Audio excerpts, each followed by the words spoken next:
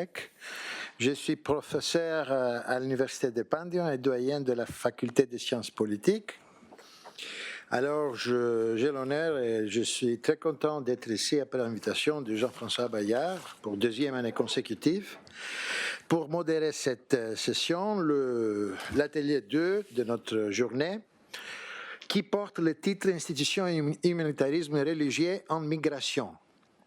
Alors, nous avons 5 personnes qui vont prendre la parole. On commence avec M. Kozlowski de l'Université de Varsovie, entre Tallinn et Bassora. On va continuer avec M. Eprussi de la chaire Yves Oltramarin de Genève. Et comme M. Tosi a parlé ce matin, c'est Mme Kim qui vient de l'autre session, de la session suivante, qui va nous parler avec le titre « Quand le religieux organise l'immigration, les missionnaires coréens en Asie ». On continue avec M. Diallo de l'Université de Lille, les usages administratifs du religieux dans le gouvernement des migrants au Maroc. Et voilà. Ça serait tout. Vous avez un 20e de minutes chacune. Bon, je vais faire une petite introduction. Quand Jean-François m'a invité pour modérer cette séance sur la question de migration et religion, je pensais que dire. Et en fait, après, je commençais à réfléchir que moi, je viens d'un pays qui est le produit de migration religieuse. Alors, je vais expliciter un peu. En 1821, l'année où la guerre d'indépendance grecque a commencé contre l'Empire ottoman, était l'année qui a marqué la deuxième grande révolution européenne après la Révolution française. Et c'était une année qui a marqué une guerre entre les Grecs et les Ottomans, qui a produit des masses migrations religieuses entre la Grèce et l'Empire ottoman. Ceci étant que la majorité des Turcs musulmans ont dû quitter la Grèce et la majorité des Grecs orthodoxes ont dû quitter l'Empire ottoman. Et tout cela, tous ces grands flux migratoires ont duré jusqu'au début de la 3e décennie du XXe siècle. Alors, c'était à ce moment-là où on a la défaite militaire des Grecs par l'armée turque et qui a résulté à la Convention de Lausanne qui avait comme résultat pour la première fois dans l'histoire des droits internationaux l'échange obligatoire des populations. Alors, ceci étant que tous les juifs musulmans de la Grèce ont dû quitter pour aller en Turquie et tous les Grecs orthodoxes de la Turquie ont dû quitter la Turquie pour venir en Grèce. Cela montre que même un siècle après la création de l'État grec, c'est toujours les critères de la foi religieuse qui portent.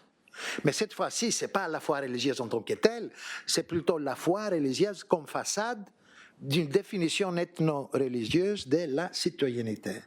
Or, les Grecs, c'est les chrétiens orthodoxes et les Turcs, c'est les musulmans sunnites. Ceci n'était pas le cas uniquement entre la Grèce et la Turquie, ceci était le cas entre la Grèce et la Bulgarie. Alors, 3 ans après la Convention de Lausanne, on a un échange de populations entre la Grèce et la Turquie, cette fois-ci entre la Grèce et la Bulgarie, selon le traité de Neuilly, 1919. Et encore ici, même si on a 2 peuples de foi orthodoxe, qui est les Bulgares est quelqu'un qui appartient à la juridiction de l'Église autoképhale de la communion bulgare. Alors l'Église qui a été créée en 1872, 50 ans après la Révolution grecque. Chaque pays, chaque nation décide de consolider sa souveraineté en créant une église. Alors voilà, on arrive aujourd'hui avec la question de la religion en tant que critère de mobilité humaine. Et on va commencer notre session. Je donne tout de suite la parole à M. Kozlowski. Entre Tallinn et Bassora, réflexion sur les très longues 20e siècle. Merci beaucoup. Merci à vous tous. Est-ce que je suis audible? Voilà. Oui, maintenant je serai audible. Oui. Oui. Avant que je veux passer à mon entre-mères, je fais une petite anecdote qui va se référer à notre conférence d'ouverture d'hier qui a parlé de généalogie juridique de l'institution d'asile, mais je crois que parallèlement, ce qui n'était pas mentionné, en tout cas pas adressé directement, cette trajet de droit d'asile et de protection des exilés se conjugue avec les concepts autres du XVIIe siècle très puissants de la tolérance. Et je voulais dire qu'il y a quand même une petite histoire qui connecte Genève, la Pologne et la tolérance. Et cette histoire se commence ici d'une manière spectaculaire avec le Miguel Servet, qui, comme vous savez, c'est quelque part au milieu du XVIe siècle, est venu en Genève déjà dirigé par Jean Calvin, et il était brûlé. Pas n'importe comment, il était brûlé d'une manière civilisée, c'est-à-dire suite à un débat théologique et suite à la décision du Conseil des villes, si j'ai bien compris. C'était pas, mais justement, où est la connexion? En fait, il a laissé quelques disciples, ici et là, très dispersés. Il n'était pas un grand organisateur, Servet comme l'était Calvin. Et finalement, un de ces gens, Fausto Sozzini, s'échappait fin du XVIe siècle en Pologne, où il a fondé un groupe religieux protestant. Alors, il y a les problèmes de nomenclature, comme on les appelait, et en français, on les appelle la petite église polonaise. On les appelle, ils s'appelaient unitariens, anti-trinitariens, et c'était les gens qui, au cours du début du XVIIe siècle, s'est radicalisé. Au début, ils ne voulaient pas porter les armes, donc les autres nobles les regardaient avec soupçon, mais là, à partir des années 30, il y a les coutumes qui s'établissent dans cette communauté religieuse, non seulement de publier les livres, mais aussi de libérer leurs propres paysans. Et là, ça c'était beaucoup moins rigolo. Il était donc accusé de trahison, finalement, de collaboration avec la Suède, et en 1658, ils sont exilés. Et là, il y a la connexion qui est peu connue, aussi pour des raisons de destruction des textes fondamentaux de ce groupe. Un groupe s'échappe aux Pays-Bas, l'autre en Angleterre. Et aux Pays-Bas, ils font partie de ce que Balibar appelait partie de Spinoza. Et d'une manière un peu plus controversée, en Angleterre, au moins 12 sont proches amis de John Locke et les consultent sur... Il les consulte sur son texte on Toleration. Donc, c'était les émigrés qui... il ne faut pas que je vous assure que, bien sûr, c'est un groupe qui est presque complètement oublié en Pologne et marginalisé aujourd'hui, même s'il fait une des parties, des épisodes les plus intéressants de cette... Mais revenons à mon... espace que j'ai énoncé dans le titre, un espace entre deux mers, c'est-à-dire entre mer Baltique et Golfe Persique. C'était ça la conception. Pourquoi je l'ai choisi? Il y a la justification historico-sociale qu'on peut avancer assez aisément, c'est-à-dire c'est quand même la zone qui était très profondément et très rapidement transformée à la veille suite à la Première Guerre mondiale et l'effondrement quasi total de l'Empire ottoman, de l'Empire austro-hongrois, et à effondrement au moins partiel de l'Empire russe et d'Empire allemand. Ça, c'était demi-empire, c'est truc allemand, mais ça a aussi joué un rôle dans la constitution de cette zone. ce qui a caractérisé cette zone, aussi de ces points de vue, si j'oserais dire anthropologico-sociologique, c'est que c'était les territoires qui étaient multiculturels d'une manière presque homogène. Beaucoup sont des régions où c'était quasiment impossible de montrer quelques majorités religieuses, ethno-religieuses, tel type. Et ensuite, donc ça c'est une raison, mais l'autre raison aussi, en essayant d'engager les sciences sociales dans les processus de subjectivation de chercheurs, c'est aussi, ces terrains sont un grand mon heimat personnel. Et d'une manière un peu complètement aléatoire, parce que je suis né au bord de la mer Baltique, dans les terrains qui étaient soigneusement nettoyés ethniquement d'Allemands. Mais bien sûr, ce que j'ai appris quelques ans plus tard, quand j'étais enfant, je n'ai pas compris que ma grand-mère parlait bizarrement. Ce qui s'avérait au bout des années, c'est qu'en fait, elle parlait polonais avec la grammaire allemande, ce qui donnait beaucoup d'effets comiques. Mais quelques années après la naissance, j'ai justement changé de mer pour la Golfe Persique. Et j'habitais au sud d'Irak plus que 3 ans. Ensuite, à Bagdad.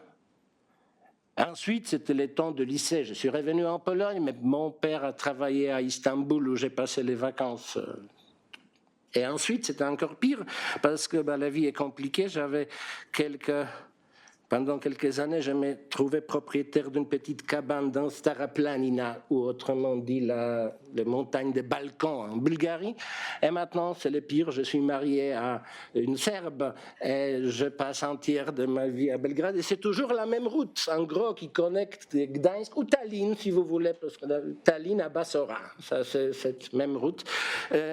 Puisque dans les années, à partir déjà de début des années 90, Irak était infréquentable et je ne suis jamais revenu en Irak en réalité, mais j'ai fait plusieurs voyages en Syrie, même en essayant d'apprendre de l'arabe, mais j'ai renoncé là finalement, probablement ça c'est une chose qui me dépasse intellectuellement et moralement. Mais la reconnaissance que cette zone a quelque chose de très spécifique, c'est bien sûr qu'elle est composée de peuples, de communautés, de nations qui étaient toutes engagées ils étaient tous les nettoyeurs et les nettoyés à la fois. Donc c'est la grande entreprise qui commence avec la Première Guerre mondiale ou suite à la Première Guerre mondiale de nettoyage ethnique, ou pendant en fait dans certains cas, elle ne s'est jamais arrêtée, bien qu'elle éclate avec plus ou moins grande intensité dans les endroits et coins différents. Oui. Et je crois que c'est signifiant, mais je n'ai pas voulu vraiment parler de cette construction, c'est-à-dire l'Europe, quasiment tout de suite, a suivi les chemins de création d'États-nations à vocation démocratique, et ce sont à la plupart de cas que ce sont ces nouveaux États en Europe de l'Est, après post-wilsonienne, comme on pourrait dire, qui ont commencé les processus de nettoyage total ou relatif, en tout cas en vue de création de l'État monoethnique, ou en tout cas l'État avec claire, dominante majorité ethnique pour que les autres obtiennent le statut légalement déterminé d'une minorité, avec quelques droits, mais en tant que minorité. Bien sûr, c'était un peu différent dans le Moyen-Orient, parce que, oui, passons à ça. Oui, un historien allemand qui en travaille, mais il travaille que sur l'Europe, Philippe Théa, il a calculé qu'en Europe seule, après la Première Guerre mondiale, le nettoyage ethnique a touché 30 millions de personnes. En Moyen-Orient, je n'ai pas lu le chiffre définitif, mais on sait qu'au moins 6 millions de Syriens étaient nettoyés après 2011. En Irak, il y avait énormément de déplacements antérieurs, mais en tout cas, Bagdad, en entre-temps, s'est transformé d'une ville mélangée, mixte, à ville strictement divisée selon les quartiers. Mais là, les quartiers sont imperméables, visiblement, en grande partie. Et aussi, il y avait énorme départ, en l'occurrence des chrétiens. Mais je voulais me pencher sur un peu autre phénomène que ce processus, que ces événements bien connus, mais rendre hommage, c'est loin d'être projet achevé, mais il est certainement comparatiste. Que contrairement à ce qu'on peut croire, une vision un peu orientaliste de notre région considère un peu une vision selon laquelle les empires se sont effondrés et les sauvages se sont jetés aux gorges tout de suite. C'était pas comme ça. En fait, c'est même étonnant parce que se joue avec le nationalisme et son idéal monoethnique. Vraiment, quand on prend la distance historique, il ressemble un peu à ce que Gary Lineker appelait dans les années 80, décrivait dans les années 90, quand il décrivait le football, que 22 personnes jouent et à la fin les Allemands gagnent. Et c'est notre monde était qu'il y a beaucoup d'acteurs, beaucoup d'idées, beaucoup de gens qui sont engagés et les nationalistes gagnent toujours à la fin. Ou même pire, certains gens qui ont commencé leur trajet politique ou intellectuel ou militants, en tout cas comme antinationalistes, ont devenu nationalistes. Et ils sont complètement succombés à ces modèles qui s'est forgé. Oui, ces gens méritent, je crois, plus d'attention. Et ils devraient être mis ensemble, même s'ils sont très différents. En Pologne, on a ces trois personnages complètement différents. Un, c'est Ludwig Zamenhof, qui dans les années 80, un médecin de Białystok qui est obsédé par la langue universelle. Il est créateur de Esperanto. Et bien sûr, ça, c'était un projet qui était... Il ne voulait pas être politique, c'est-à-dire il ne voulait aucun isme. C'était censé être un projet innocent. Mais bien sûr, c'était un projet universaliste qui dure jusqu'à maintenant. En fait, ça ne savait pas depuis 10 ans. Et grâce à Internet, on a quelques revivals, quelques renaissances d'espérantisme dans le monde. Mais c'était Zamenhof. De l'autre côté, on a, ça c'est intéressant parce que cette partie linguiste, c'était quelqu'un qui était aristocrate polonais d'origine française, Jan Mieczysław Baudouin de Courtenay, qui a passé longtemps en étudiant les langues sibériques. Il a servi même dans l'armée tsariste. Il est revenu en Pologne pourtant, et lui, à la différence de Zamenhof, ne croyait pas à l'idée de langue universelle, il croyait à un multilinguisme universel généralisé. Et il a proposé en 1920 l'introduction des yiddish ukrainiens dans toutes les écoles de la Nouvelle-Pologne. Il était aussi le premier candidat dans les premières élections présidentielles, il était le candidat de minorités pour une fois, toutes les minorités qui étaient de juifs bélo-ukrainiens, les Allemands et aussi, je crois, les Tatars les ont soutenus. Il a perdu, pourtant c'était... Mais il y a aussi autre là, complètement de l'autre coin, mais je crois qu'il y a le partage de la même obsession positive et constructive. Comment créer universalité au sein, ça commence déjà avant la Première Guerre mondiale, bien sûr, parce qu'on voit que les vieilles structures politiques, c'est-à-dire personne ne veut vraiment garder les empires dans les formes où ils existent, mais personne ne veut détruire parmi ces gens, et personne ne veut détruire ces empires au détriment de la division et guerre sociale. Donc, Rosa Luxembourg, par exemple, d'une manière, je dirais, plutôt oui obsessive, n'a pas voulu que le mouvement ouvrier s'engage dans n'importe quel conflit ethnique, y compris la lutte pour l'indépendance. Donc ça devrait être toujours après.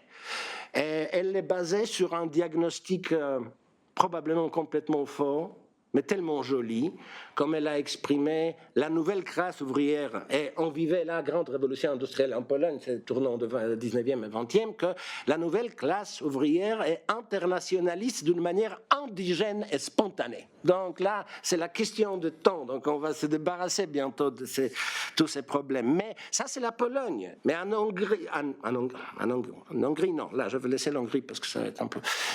en Empire austro-hongrois, il y a les configurations un peu encore plus fascinantes peut-être, parce que les forces qui se mettent, qui se rendent internationalistes, on peut dire, de l'intérieur, sont encore plus compliquées. C'est-à-dire, d'un côté, ce qui est à peu près connu, c'est la social-démocratie, austro-marxisme et tout ça, quand même social-démocratie autrichienne, ça ne concerne pas l'Hongrie, justement, parce que après la division de 1867, Hongrie, quand même, forge le premier État-nation dans notre région, qui est modèle pour les autres. Au début, d'une manière pacifique, en fait, ils ne font pas le nettoyage ethnique au début. Ensuite, ils vont être eux-mêmes victimes de ce nettoyage, mais ce qui reste, c'est-à-dire la partie non hongroise de l'Empire austro-hongrois, ça c'est vraiment une amalgame, et même géographiquement une zone incroyable. Et d'un côté, il y a énorme travail de juristes et les bureaucrates, c'est-à-dire il y a les bureaucrates qui veulent gérer cette chose en reconnaissant à la fois les processus de démocratisation, individualisation. 3 minutes, oui. Laissons les bureaucrates. Et bien sûr, les congrès social-démocrates de Brno en 1897 qui dit égalité sociale et égalité nationale comme fondament de nos programmes. C'est Adler et Renner qui les formulent, mais ça ne change pas l'effet que graduellement le parti se germanise et les autres partent. Déjà, à la veille de la Première Guerre, il y a beaucoup moins d'enthousiasme pour ça. Non, mais je ne veux pas, si c'est 3 minutes, je ne veux pas vraiment avoir le temps de descendre vers le sud. Mais juste 2 exemples, je ne sais pas, évolution des jeunes turcs. C'est-à-dire les jeunes turcs commencent avec pleine reconnaissance du problème, que les réformes doivent être inclusives. Inclusif et je ne sais pas, Ahmed Riza, c'est probablement le plus universaliste des jeunes turcs, oui, il commence quand même, il s'engage dans les batailles difficiles, à la fois contre les massacres hamidiens, ensuite il est un des rares qui publiquement dénonce le génocide des Arméniens en 1915. Pourtant, à peu près à la même période, il se turquise aussi. Il se turquise aussi et quand même l'idée qu'on peut démocratiser, ottomanité, perd. Mais oui, et encore plus, parce que ça c'est le dernier volet, parmi les créateurs, avec toute l'ambiguïté des programmes de ces partis, et encore plus de son trajet historique, ce parti et ce mouvement n'existent aujourd'hui que formellement, même s'il est au pouvoir en Syrie. Mais il faut quand même se rendre compte que les 3 fondateurs théoriques du bassisme étaient très bien divisés. Un était chiite alaoui, ou alaoui, c'était chiite à l'époque, c'est compliqué. Un était chrétien, bien sûr, et un était sunnite de bonnes familles traditionnelles. Donc aussi, la volonté de créer quelques universalités inclusives était certainement présente, et je dirais plus que présente. Il y avait énormément de productions théoriques et intellectuelles faites dessus. Je voulais passer, mais là il y a Stix, donc je ne veux pas parler de la Yougoslavie, mais juste pour terminer, voyez, la première Yougoslavie, c'est en quelque sorte le cadeau que les Alliés donnent pour héroïsme serbe dans la Première Guerre mondiale. Mais quand même, l'Yougoslavie titoïste est bien plus et bien d'autres choses. L'attrait, et tout le monde aurait dit qu'à tous les niveaux de construction d'État, ça s'annonçait comme un succès, énorme succès aussi au niveau économique. Et oui, mais finalement, je dirais que la Yougoslavie a reçu de l'histoire méchante la monnaie du billet que la main noire a payé à l'Empire austro-hongrois en 1914, oui, c'est-à-dire les mécanismes de décomposition de Yougoslavie ressemblaient tellement aux mécanismes de décomposition de l'Empire austro-hongrois sur lesquels la Yougoslavie se nourrit et vivait. Oui, ok, moi je vais terminer là. Merci. Et merci beaucoup. Je passe la parole directement à Alexandre Eproussy. Invisibilité et visibilité dans l'immigration, État migrant et un séisme. Merci. Et bonjour. Et je vais changer complètement de dimension dans le cas que je vais présenter et focaliser sur un cas beaucoup plus petit et spécifique, un instant dans mon travail de terrain. Dans lequel ressort beaucoup le rôle de la visibilité et de l'invisibilité dans la migration, qui est d'ailleurs un thème qui traverse mes recherches, en présentant aujourd'hui un chapitre d'une situation qui m'a frappé, qui m'a poussé à réfléchir à l'importance de l'humanitaire dans la quête de légitimité de personnes migrantes. Et j'ouvre... Est-ce que j'ai un... Théo Pilowski, y a-t-il un... Il est juste là. Super, merci beaucoup. Est-ce qu'il marche? Oui. J'ouvre sur cette phrase d'une figure religieuse, un mullah, très respecté dans les réseaux afghans ouzbeks à Istanbul, à qui je rends visite quelques jours après le tremblement de terre. Dans une petite pièce nue, Mullah Jacob me sert un petit verre de thé vert, oui, et je suis venu l'interroger sur la collecte de biens pour les sinistrés du tremblement de terre qui a dévasté le sud du pays 2 semaines plus tôt. On est en février 2023. Je l'interroge quant à son rôle dans l'organisation de cette collecte. J'ai entendu qu'il en était l'organisateur principal. Il hoche de la tête, sourit, puis reste silencieux un instant, comme s'il attendait une autre question. Dans ces moments-là, aider n'est pas un choix, mais véritablement un devoir moral, déclare-t-il. Et il ajoute « Rani ke mardane azade gir, chun istadei daste aftade gir » empruntez le chemin tels les hommes vertueux, prenez la main de ceux à terre tant que vous êtes debout. Puis il me sourit et ajoute « Vous connaissez le poète Saadi ?» Mon terrain est celui de la migration afghane en Turquie et plus particulièrement ceux des personnes qui n'ont aucune intention de migrer en Europe mais qui, en l'absence de permis de résidence, développent des stratégies matérielles, discursives, légales, infralégales et puis aussi en termes de technique du corps, des stratégies donc très diverses qui s'articulent autour du visible et de l'invisible. Ce concept de visibilité et d'invisibilité est central à mes recherches.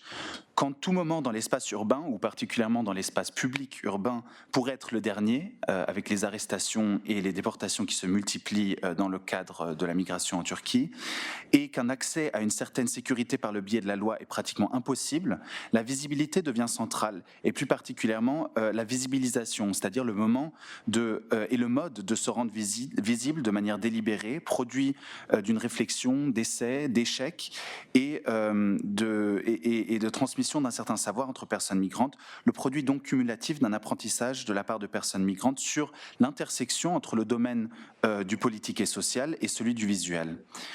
Et cet aspect visuel est aussi clé pour comprendre l'action humanitaire d'un groupe afghan suite au séisme, ainsi que les actions humanitaires du gouvernement turc.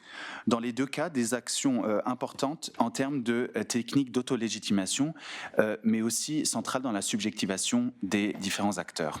Et pour explorer ceci, cette négociation entre État et population migrante par le biais de la visibilisation, je vous propose une vignette ethnographique, un instant complètement inattendu dans mon travail de terrain qui a fait surgir ces questions plus que jamais.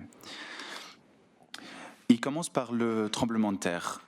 Tôt, le 6 février 2023, un tremblement de terre secoue le pays, la Turquie du Sud et la Syrie du Nord sont frappés.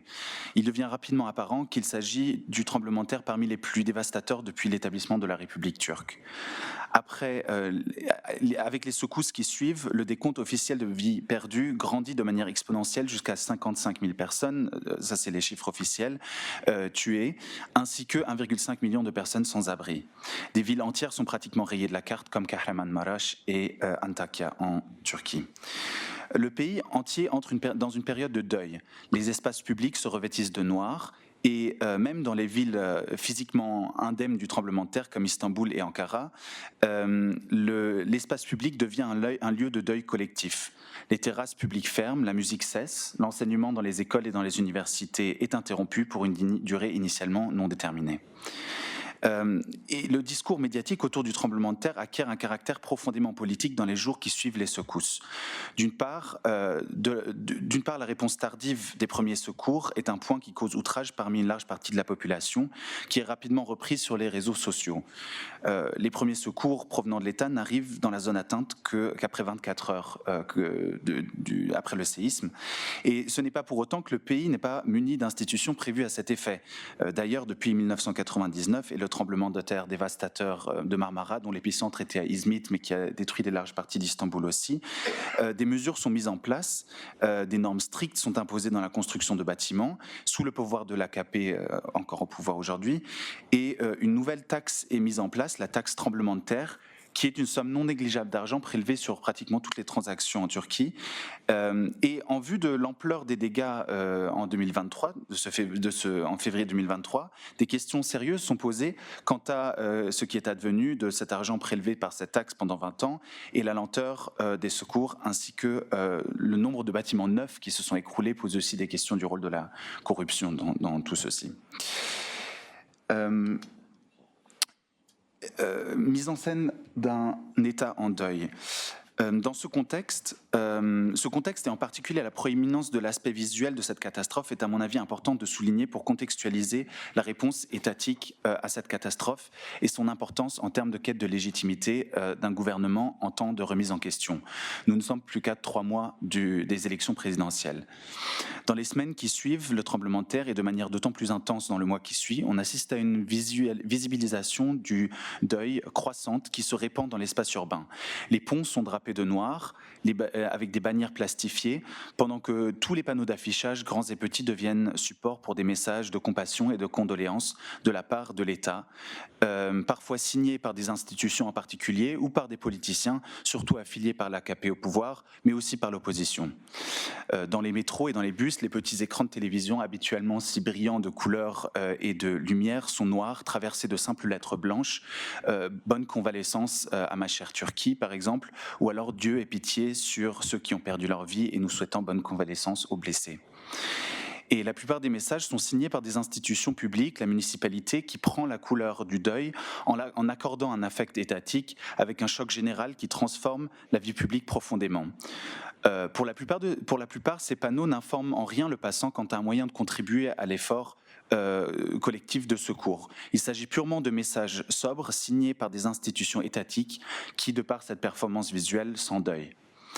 Plusieurs semaines après le tremblement de terre, certains de ces panneaux, surtout les plus grands, commencent à afficher des listes de biens qui ont été remis aux sinistrés.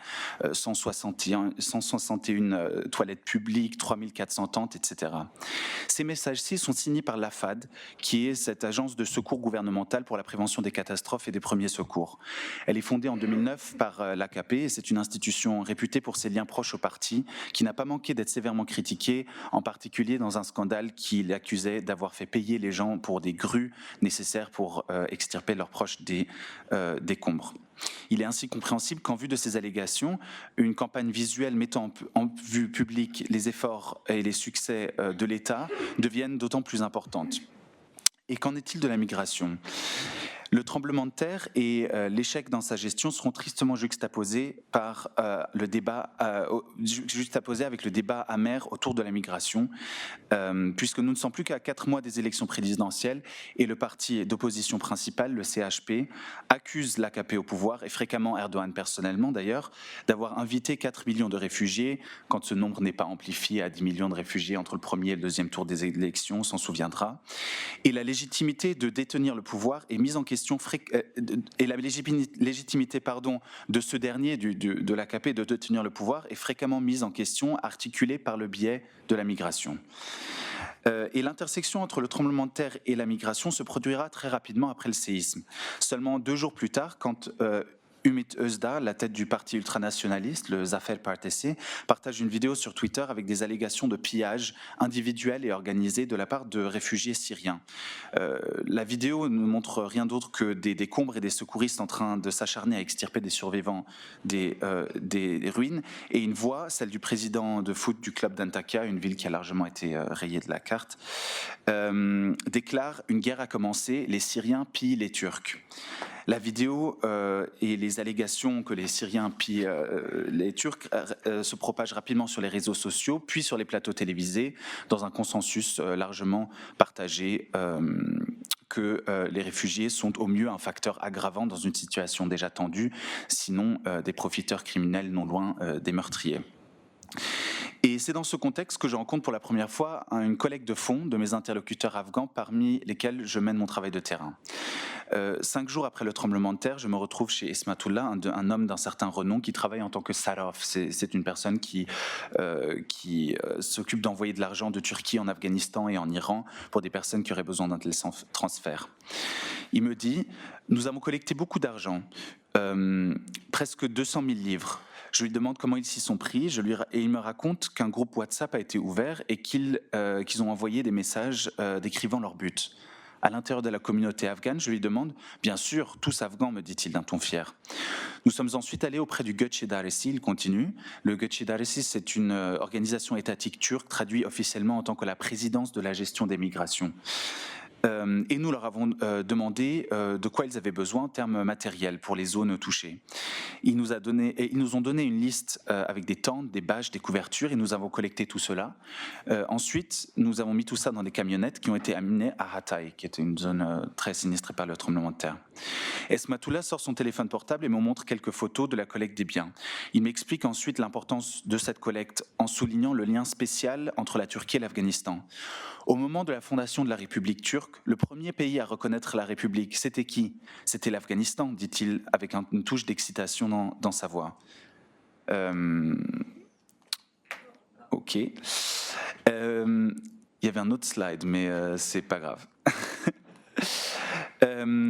C'est important que l'Afghanistan aide aujourd'hui en ces temps de tremblement de terre, conclut-il. Est-ce qu'on peut remettre ma présentation sur... Merci. Hop. Voilà. C'est ici. C'est important que l'Afghanistan aide en ces temps de tremblement de terre, dit-il. Conclut-il. Les gens font du bien, le bien sera vu. Les gens font du mal, le mal sera vu. Il souligne ensuite la valeur du don provenant de la personne qui possède peu. Il est d'autant plus précieux, me dit-il. Esmatullah s'adosse davantage sur le gros coussin rouge derrière lui et me dit « En Afghanistan, à Faryab, d'où nous sommes originaires, les gens ont fait la queue pendant des heures, apportant tout ce qu'ils avaient pour le tremblement de terre. Vous voyez, c'est ceci d'avoir un sens moral. » Donc à travers ces réseaux de connaissances et un groupe WhatsApp, Esmatullah et ses collègues ont collecté une somme d'argent substantielle en peu de temps. Cela n'avait rien d'inhabituel puisque dans de nombreuses sphères de la société civile turque, des collectes de fonds locales sont organisées pour soutenir les victimes du tremblement de terre. Il faut toutefois noter que ces organisateurs et les contributeurs ne sont pas citoyens de la communauté nationale turque, ni même en possession de permis de résidence, et ont pourtant déployé des efforts substantiels pour collecter des fonds en faveur d'une région dans laquelle résident peu de leurs compatriotes. Et il ne s'agit pas d'insinuer que l'effort humanitaire doit nécessairement s'adresser à des personnes d'origine similaire, on en parlait hier dans la conférence, pour qu'une participation gagne du terrain. Toutefois, comme je l'ai décrit il y a un instant, l'appel à la solidarité et aux donations à travers des campagnes visuelles étatiques était d'un caractère distinctement national. Bien que le tremblement de terre ait frappé à la fois la Turquie du Sud et la Syrie du Nord, avec de nombreuses victimes dans ce dernier pays également, les slogans omniprésents tels que « Geçmiş olsun Türkiye », bon rétablissement à la Turquie, ont à la fois circonscrit la catastrophe aux frontières turques et encadré la compassion comme une question uniformément nationale. C'est ainsi que cette action de collecte de fonds de mes interlocuteurs afghans, malgré leurs conditions matérielles extrêmement limitantes, remet en cause pendant un instant ce clivage dans lequel le citoyen turc est appelé à la mobilisation pendant que le migrant est présenté comme l'obstacle. Le choix de passer par le Göç İdaresi, donc la présidence de la gestion de la migration, pour livrer leur soutien financier et matériel, apparaît comme d'autant plus important. Il s'agit du bureau étatique chargé du contrôle des migrations et qui, en plus de décider de l'attribution des permis de séjour et d'asile, est lui-même responsable des centres de détention et d'expulsion des migrants. Il n'est donc pas lié à la gestion des catastrophes du tout. Les Afghans étant l'un des groupes nationaux les plus fréquemment expulsés de Turquie, approcher l'autorité en charge de cette expulsion me semble un acte important.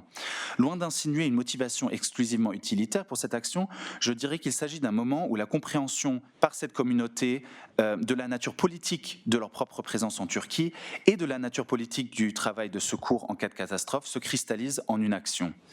Quand la visibilité et l'invisibilité d'une personne migrante ou d'un groupe peut faire la différence entre expulsion ou le maintien de sa présence, le choix d'agir à ce moment précis et de choisir cette institution est un acte politique et performatif qui a le potentiel de remettre en question momentanément la relation entre ce groupe et la société turque dans son ensemble par le biais de son institution contrôle. Et le fait d'approcher le Göç İdaresi est d'autant plus intéressant quand on se rappelle de la phrase d'Esmatullah « Les gens font du bien, le bien sera vu, les gens font du mal, le mal sera vu ». Je ne prétends pas que la raison de la collecte d'argent pour l'aide humanitaire est d'être vue. D'ailleurs, la phrase de Esmatullah ne le dit pas et il ne faut pas réduire cette action à une action utilitaire sans aucun élan moral sous-adjacent. Au contraire, dans les conversations qui ont suivi, les autres contributeurs de cette action m'ont fréquemment alerté quant au fondement moral de cette action. Mais, comme le rappelle simultanément Esmatullah, ce qui est fait sera vu. Esmatullah n'indique pas explicitement par qui il sera vu, mais en tant que co-organisateur de cette action, il peut être assuré qu'elle sera vue par les employés du Göç İdaresi, et en tant qu'homme religieux, il pourra supposer qu'elle sera vue par Dieu. Ces actions peuvent avoir des significations sur plusieurs plans simultanément et peuvent ou non avoir une conséquence dans ce monde ou dans un autre, comme le soulignent par exemple les travaux de Mittermeier sur l'humanitaire en Égypte. En guise de conclusion, je propose donc ces quelques points. Il me semble que ce cas sur lequel je me suis penché souligne le rôle important que joue le fait de rendre visible ou invisible des actions de manière délibérée dans la quête de légitimité et que celle-ci est profondément ancrée dans le contexte politique duquel il émerge. Le cas présente aussi un moment dans lequel le visuel joue un rôle à la fois pour les personnes migrantes que pour un gouvernement et le dialogue entre ces deux mouvements et que ce dialogue entre ces deux mouvements se base sur un lien entre la visibilisation et l'invisibilisation.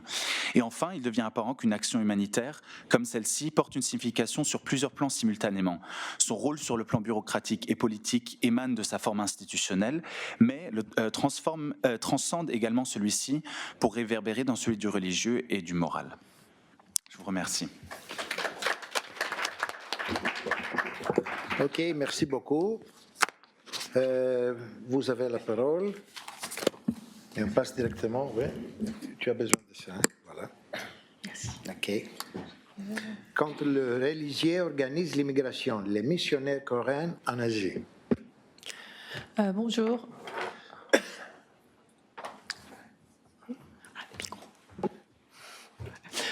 Je remercie Jean-François et toute l'équipe de l'organisation de m'avoir invité et d'avoir fait le travail pour cette rencontre. Ça me fait très plaisir d'être là, à vous écouter et à pouvoir aussi échanger avec vous. Alors, je vais présenter aujourd'hui une partie de mon travail sur une partie de mes recherches sur le travail des missionnaires protestants en Asie du Sud-Est, qui ne font pas que des actions humanitaires, mais qui combinent aussi avec d'autres choses, autour de la notion de l'industrie de l'immigration.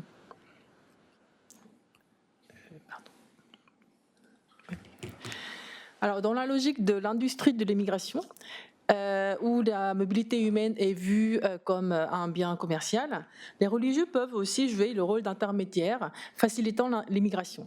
Les intermédiaires, en agissant en amont du processus migratoire, influent sur les destinations des migrants. Ils jouent également un rôle important dans leur installation et leur intégration. Dans ce processus, contrairement aux autres intermédiaires, le gain que les religieux peuvent obtenir en contrepartie est en revanche moins évident et moins immédiat.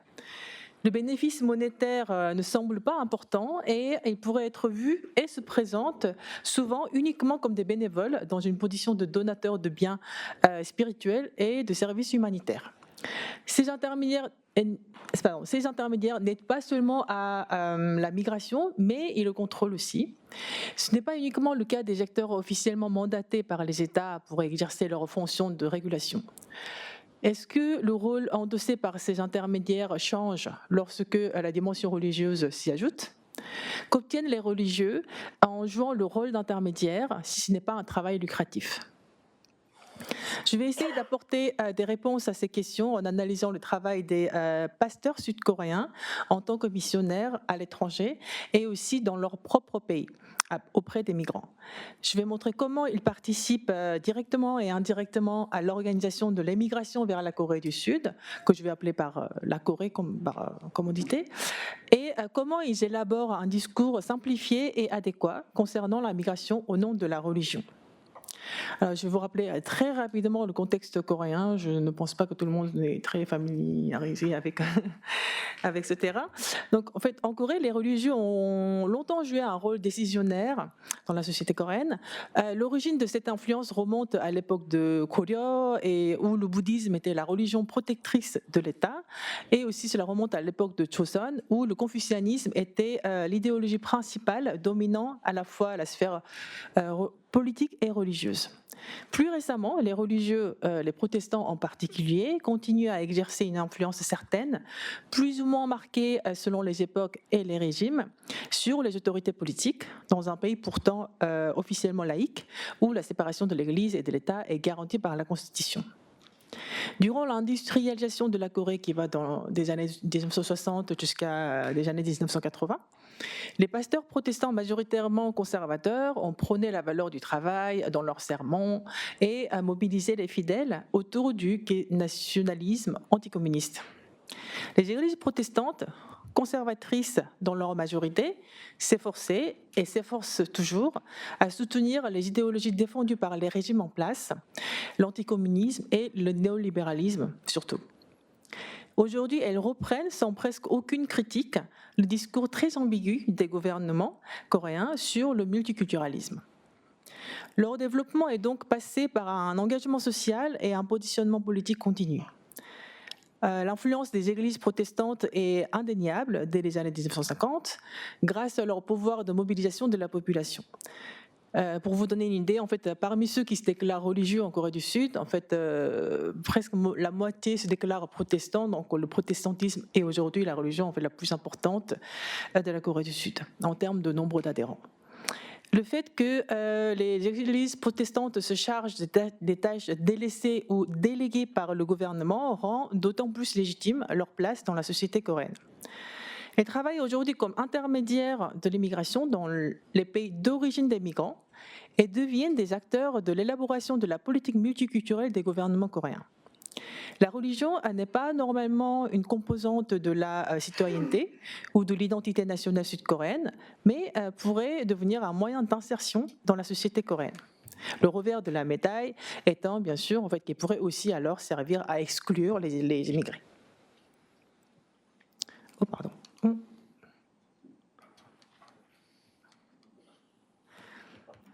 La politique migratoire de la Corée a été mise en place surtout au milieu des années 2000 par le gouvernement progressiste de Roh Moo-hyun, comme vous voyez là, en fait, par vraiment la création d'une toute une série de lois fondamentales sur le traitement des résidents étrangers en Corée, et aussi en fait la mise en place du plan fondamental de la politique d'immigrés, et aussi la loi sur le soutien aux familles multiculturelles.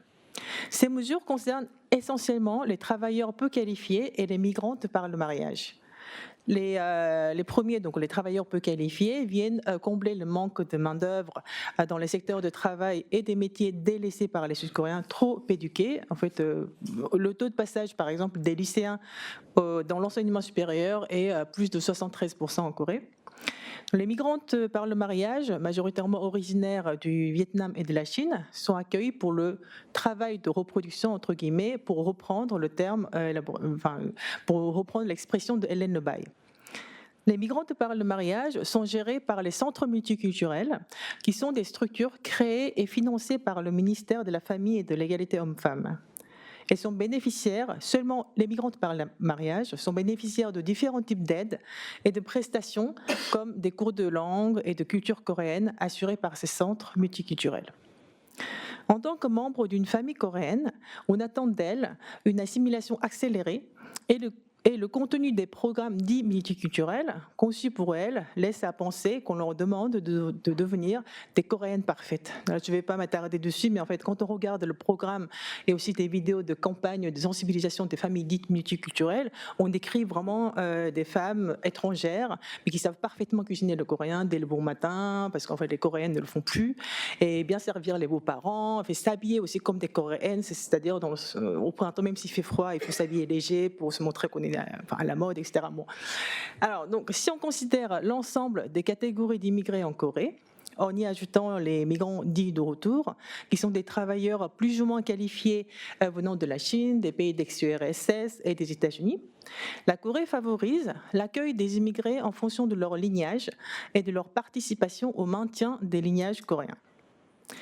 Donc, les migrants travailleurs peu qualifiés sans lien familial avec la Corée, qui représentent 20% des résidents étrangers, sont laissés pour compte et vus uniquement comme des biens humains productifs, et leur installation permanente dans le pays est impossible.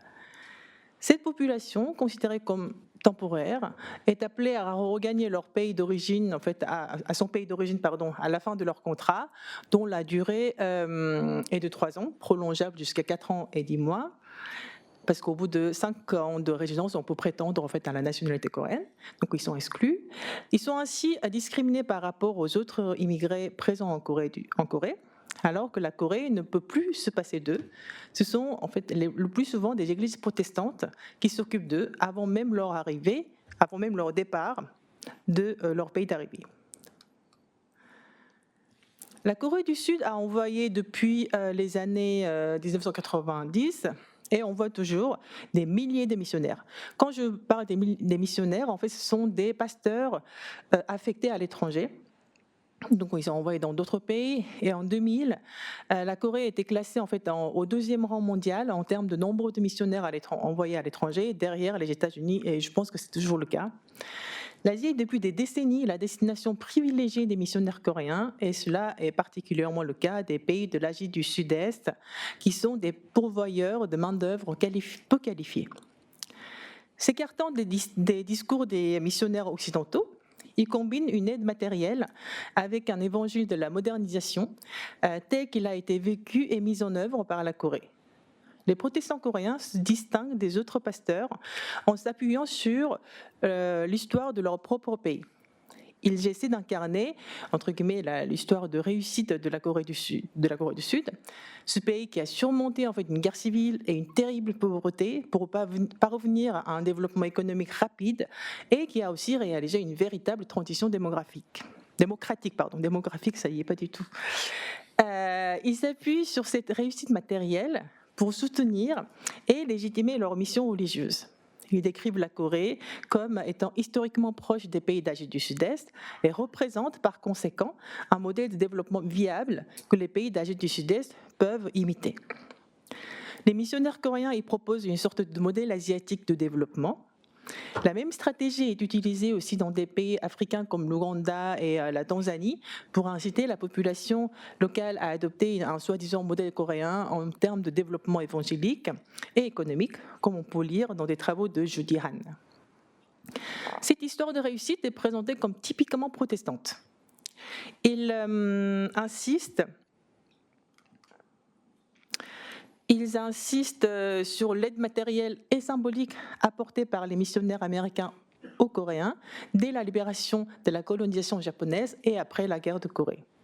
Ils évoquent explicitement l'action bénéfique des pasteurs américains après la guerre de Corée et voudraient jouer le même rôle en Asie du Sud-Est en transférant leur savoir-faire à d'autres pays en développement. Les évangélistes coréens ne cherchent pas à inverser le schéma d'évangélisation en allant convertir les Occidentaux ou les Japonais. Ils se positionnent comme transmetteurs de la foi dont ils ont bénéficié auprès de la population des pays moins développés que la Corée. Les missionnaires coréens utilisent leur pays comme un modèle national de développement et participent également à la valorisation de son image de marque, un nation branding, dans ces pays de l'Asie du Sud-Est. Ils amorcent ainsi des échanges matériels et symboliques qui dépassent le cadre d'une étude théologique des pratiques religieuses. Utilisant et médiatisant ce soft power religieux, les protestants coréens prétendent offrir l'accès à une forme de modernité asiatique aux populations locales les plus défavorisées. Ils cultivent ainsi les espoirs d'immigration parmi les membres de leur église locale, notamment en Asie du Sud-Est. Le développement économique de la Corée est en quelque sorte une garantie de succès pour les églises protestantes coréennes à l'étranger. Les missionnaires mettent également les populations locales d'Asie du Sud-Est en contact avec le marché du travail coréen. Ils aident concrètement les fidèles de leur église à préparer l'examen de coréen, qui est obligatoire pour prétendre à un travail en Corée. Ils canalisent, par exemple, une partie de la migration du Cambodge vers la Corée du Sud. Lors de mon travail de terrain à Phnom Penh, plusieurs membres de l'église du plein évangile de Phnom Penh m'ont déclaré qu'ils avaient décidé d'aller travailler en Corée pour voir le pays originaire de leurs missionnaires. Pour citer un des témoignages qui a été donné par un fidèle qui s'appelait Smai, je cite: « Je ne savais pas grand-chose de la Corée du Sud, mais je voyais dans les films et à la télé qu'il s'agissait d'un pays très développé. Je me demandais comment et pourquoi notre pasteur avait quitté un si beau pays pour venir travailler au Cambodge. Et je voulais aller voir d'où il venait. Notre pasteur nous a parlé de son pays qui était aussi pauvre que le Cambodge, mais qui est devenu un pays très riche. » Fin de citation. Les missionnaires travaillent ainsi en amont du flux migratoire à influencer et à encourager des populations locales à émigrer vers la Corée. Ceux qui arrivent en Corée se retrouvent en revanche sans accompagnement particulier et ne peuvent compter que sur l'entraide entre compatriotes. Or, c'est notamment dans les églises protestantes, qui représentent 80% des organisations de la société civile travaillant auprès des migrants, qu'ils peuvent se retrouver. Ces églises organisent des cultes communautaires en fonction des pays d'origine des migrants, comme c'est le cas de l'église Onnuri, que vous voyez en photo. Dans le centre d'émission d'Onnuri, qui a été créé en 2005, les étrangers peuvent venir célébrer des cultes dominicaux dans 12 groupes cultuels de nationalités différentes. Ces communautés cultuelles sont dirigées par des pasteurs coréens nommés missionnaires. Ils sont appelés à aller convertir ces étrangers, considérés d'office comme une population non atteinte par l'évangélisation. Le travail des missionnaires sur le sol coréen s'est développé avec la présence de plus en plus importante d'étrangers en Corée depuis 2 décennies. Ils sont accompagnés des fidèles coréens de l'église mère qui jouent, eux, le rôle de garants pour ces communautés. Originaires de la classe moyenne et supérieure, ces protestants coréens aident concrètement les fidèles immigrés à obtenir des documents requis, les conseils sur leur emploi et se portent aussi littéralement garants de leur qualification en cas de changement de travail ou dans leur recherche de logement. Les migrants sont considérés comme faisant partie de la même communauté religieuse que les membres coréens, Cependant, il existe toujours une distinction très claire entre les Coréens et les non-Coréens. La création de groupes cultuels les sépare également, alors qu'ils sont membres de la même Église et qu'ils sont censés croire au même Dieu. Les missionnaires coréens n'encouragent pas les membres cambodgiens de l'Église à s'installer en Corée du Sud, et ils cultivent même les différences nationales en intégrant les communautés nationales au sein des Églises, en leur offrant aussi leurs propres services dans leur langue. En fait, ils reterritorialisent ces migrants déterritorialisés et insistent sur les liens des migrants avec leur propre pays, sans encourager leur inclusion dans la société coréenne. Cela correspond exactement à la décision du gouvernement de ne pas mettre en place une véritable politique d'intégration des travailleurs migrants peu qualifiés et de les exclure de sa politique dite multiculturelle. Toutefois, ces églises ne cherchent pas non plus à exclure les travailleurs migrants de la société coréenne. Les missionnaires coréens créent un lieu alternatif auquel les travailleurs étrangers sont attachés. Même s'ils vivent en marge de la société coréenne, ils appartiennent à un monde spirituel qui étend au-delà des frontières.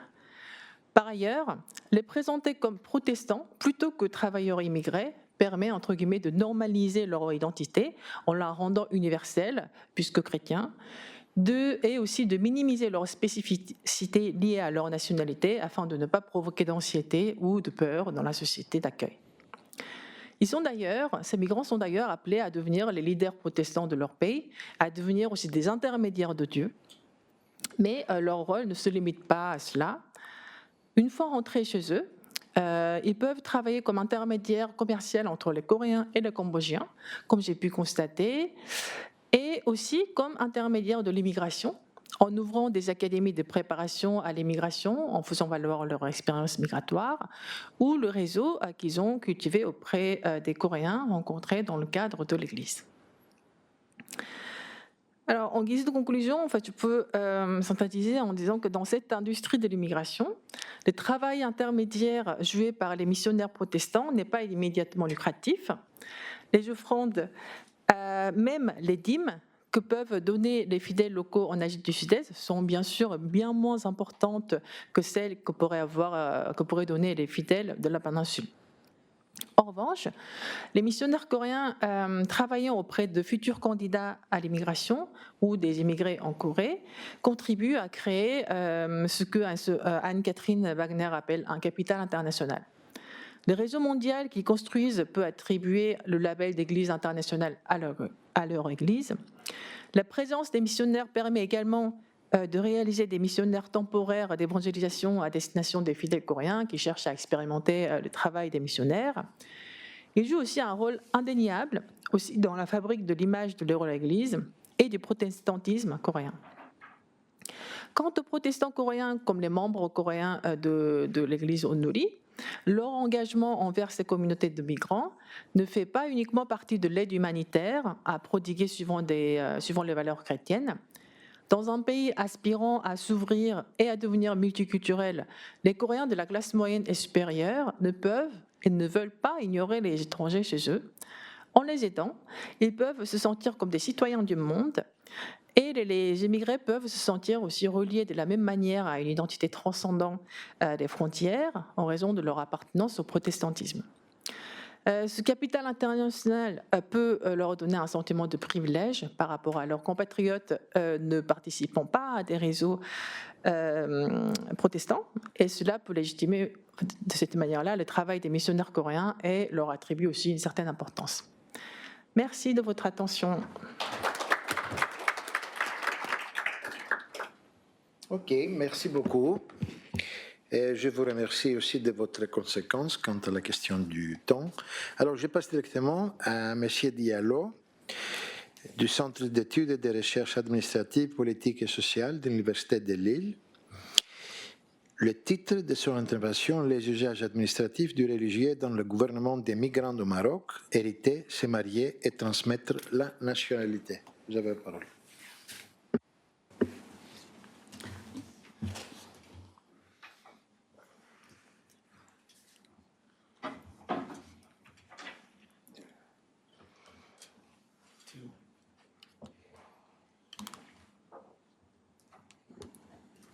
Théo, Est-ce qu'il y a une présentation?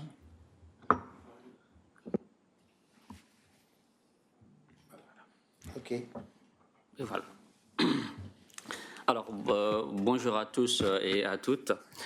Je ne vais pas non plus déroger à la règle. Je vais remercier Jean-François Bayard et ses disciples qui ont bien voulu nous inviter et nous offrir une telle rencontre qui est très riche en mets, mais aussi c'est-à-dire un repas, mais aussi en activité et autre chose. Alors, moi, je vais vous parler des usages administratifs du religieux dans la façon dont l'État marocain essaie de réguler les relations intimes entre les nationaux et les étrangers, plus particulièrement les subsahariens. Alors, avant de commencer, j'aimerais introduire mon propos avec un homme qui est Abdelkarim Benjelloun. Pourquoi cet homme? Parce que il a joué un rôle fondamental à la sortie de l'État colonial pour construire l'architecture juridique de l'État postcolonial marocain. Comment j'ai découvert cet homme? C'est dans les archives. En lisant les archives, j'étais étonné de voir le nombre de courriers qui arrivaient à Paris, qui parlaient de cet homme. Il fallait tout faire pour ne pas qu'il fasse partie du nouveau gouvernement Bekkay. Donc je me suis dit, mais pourquoi? Et j'ai creusé, et après j'ai effectivement compris pourquoi. Parce que tout simplement, bon, on le qualifiait comme étant un nationaliste musulman, qui était un grand conservateur et qui avait énormément eu de difficultés à exercer son métier de juge. C'est quelqu'un qui est né, bien sûr, dans certains écrits, on met la date exacte, mais dans les correspondances coloniales, on voit très bien qu'il est né vers 1910, qu'il est issu des grandes familles Fassi. Il est venu à Paris, il a fait le droit et il est rentré au Maroc dans les années 30 pour servir les tribunaux musulmans. Et après, il était contre la façon dont certaines réformes avaient été menées et il a été radié de la fonction de juge. Alors, il fait partie du mouvement de ces nationalistes de l'Istiqlal qui demandaient l'indépendance. Il était très, très actif. Et dès l'indépendance, il occupe un poste. Et là, c'était le poste du ministère de la Justice qui devait occuper ce poste. Et Paris ne voulait pas du tout qu'il occupe ce poste parce qu'on le voyait comme étant une menace à certains intérêts que Paris avait réussi à construire durant le protectorat. Alors, de tractation à tractation, il va réussir à s'imposer comme l'homme providentiel qui doit gérer ce poste. Alors, il va occuper ce poste et la première réforme qu'il va mener, c'est deux réformes principalement. C'est la réforme sur le statut personnel et la nationalité. Il va constituer une commission qui va essayer de réviser, de codifier la nationalité marocaine, mais aussi de codifier pour la première fois le statut personnel, c'est-à-dire le mariage. Alors, dans le travail de cette commission, la commission va publier par la suite, va d'abord soumettre le Daïr qui va être disponible de 1957, mais Paris va retarder la publication du Daïr parce que le Daïr était contraire à tout ce qui avait été mis. Lui, son rôle, c'était de déconstruire l'architecture juridique coloniale dans certains domaines pour construire quelque chose de nouveau. Et dans ce débat, la religion est revenue au cœur de la régulation des relations entre les étrangers et les Marocains, notamment les non-musulmans. Alors, cette question, il n'est pas l'initiateur de cette question. On utilise l'islam comme instrument de régulation. C'est une question qui est très très ancienne. Si nous regardons l'historiographie un peu, on va voir les premiers des écrivains arabes, ou les écrivains surtout du 15e, 16e siècle, comme les Ibn Khaldoun, Ibn Battuta, dans le Rihla, qui ont travaillé sur ces questions, le rapport entre comment on recevait les non-musulmans dans la communauté al-Ummah. Et à partir des années 1950, une autre analyse qui voit le Maroc comme un pays d'accueil des protégés ou des personnes, des non-musulmans qui sont persécutés dans d'autres pays, à travers, qui analyse cette institution qu'on appelle la dhimmitude. Là, j'ai fait allusion au magnifique travail de Mohamed Kenbib et tous les autres.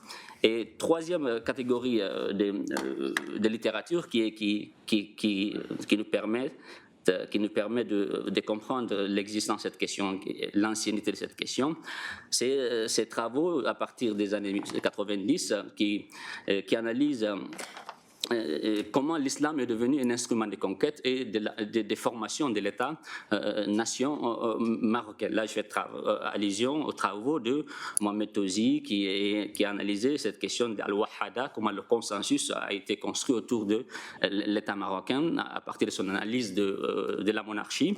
La religion a joué un rôle fondamental, mais la religion s'est opposée par rapport à ce qui est venu d'ailleurs, c'est-à-dire ce qui ne font pas partie de l'islam en tant que communauté nationale. Alors, à partir des années 2000, on va voir une autre catégorie de travaux, cette fois-ci, grâce à l'arrivée massive des migrants subsahariens au Maroc, ces travaux vont analyser comment ces migrants ont transformé la religion ou le fait religieux dans leur pays d'accueil. Là, les migrants ne sont plus vus comme étant des gens qui consomment la religion de leur pays d'accueil, mais qui participent, dès qu'ils arrivent, ils participent à cette dynamisation de la religion ou la redynamisation. Là, je pense au travail de Sophie et de Zohara Berian qui ont expliqué très bien les églises qui se vidaient, par exemple, comme Sophie nous a expliqué, les églises qui se vidaient à la suite depuis l'indépendance ont été remplies et le christianisme a été redynamisé par ces différentes vagues migratoires. Alors, moi, je vais analyser cette question rapport entre migration, État et religion en étudiant les différents usages du religieux en partant de 3 domaines. Au début, je voulais analyser 3 domaines, mais là, je me suis rétracté. Je vais tout simplement analyser 2. Le premier, c'est d'abord la question du mariage. La question du mariage et ensuite comment cette institution du mariage a été remise au cœur du gouvernement des étrangers au Maroc. Et ensuite la transmission de la nationalité marocaine. Alors pourquoi m'intéresser à l'institution du mariage ? D'abord, je trouve cette institution très très pertinente pour étudier le rapport entre migration, religion et État au Maroc, car c'est un domaine très très encadré par l'État marocain et c'est l'un des domaines juridiquement plus encadrés au Maroc. Il existe un véritable code, le Moudawana, dont l'écriture a réuni bien sûr avant 2004, comme je l'ai dit tout à l'heure, il y a eu Ben Jelloun qui a fait ce travail avec sa commission, mais vous avez vu le roi Mohamed VI lorsqu'il est arrivé, il trouvait ce code de Ben Jelloun qui était très très restrictif et il a fallu ouvrir un peu certaines choses. Alors, deuxième chose, c'est que cette institution fait intervenir différents acteurs dans les familles, les prétendants, mais aussi une figure très importante qui est Adoul, c'est-à-dire un notaire traditionnel. Alors, comment cette question de mariage m'est apparue dans mes recherches de thèse de doctorat, une thèse que j'ai soutenue sous la direction de Béatrice Ibou, et qu'elle en soit remerciée, qui m'a bien encadré et soutenu durant cette thèse. Alors, c'est en lisant les chiffres, j'ai découvert que plus de la moitié, c'est-à-dire le Maroc, c'est près de 100 000 étrangers, mais plus de la moitié de ces étrangers sont mariés à des Marocains ou des Marocaines. Je me suis dit, ok, mais deuxième conclusion de cette enquête de 2014, c'est que 80% de ces mariages sont réalisés entre un Marocain et une femme. L'inverse était très très faible. Donc j'avais commencé lors de mes entretiens, on expliquait ce phénomène par le racisme des femmes marocaines, mais je me suis dit, alors il faut que je m'intéresse à cette question pour voir pourquoi cela. C'est comme ça que cette question de mariage m'est apparue et j'ai intégré cette thématique dans mes grilles d'entretien. Alors, je me suis posé la question simple, pourquoi certains migrants ont été autorisés à se marier alors que d'autres n'ont pas eu cette possibilité de se marier, même s'ils voulaient bien sûr se marier. Alors, je me suis intéressé véritablement à cette institution en creusant dans mes enquêtes, dans mes entretiens avec les différents acteurs en présence. J'ai découvert premièrement c'est que il y a une procédure qui existe au Maroc, c'est pas qu'au Maroc, mais c'est l'islam, l'exégèse de certains textes du Coran qui l'impose. C'est la conversion comme un acte d'État, c'est-à-dire l'État contrôle la communauté qui doit accéder, qui doit entrer dans cette communauté des fidèles et qui doit y sortir.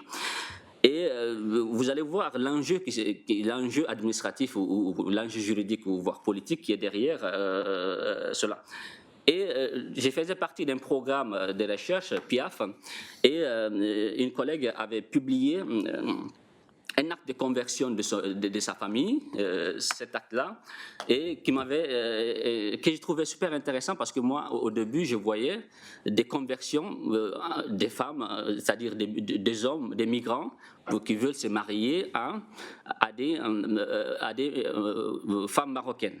Mais là, on voit très bien, c'est une femme étrangère d'origine allemande qui s'est mariée à un Marocain que beaucoup ici connaissent. Alors, mais on voit très bien, je vois, ces actes ne sont pas du tout harmonisés. Moi, dans mes enquêtes, regardons très bien cet acte-là,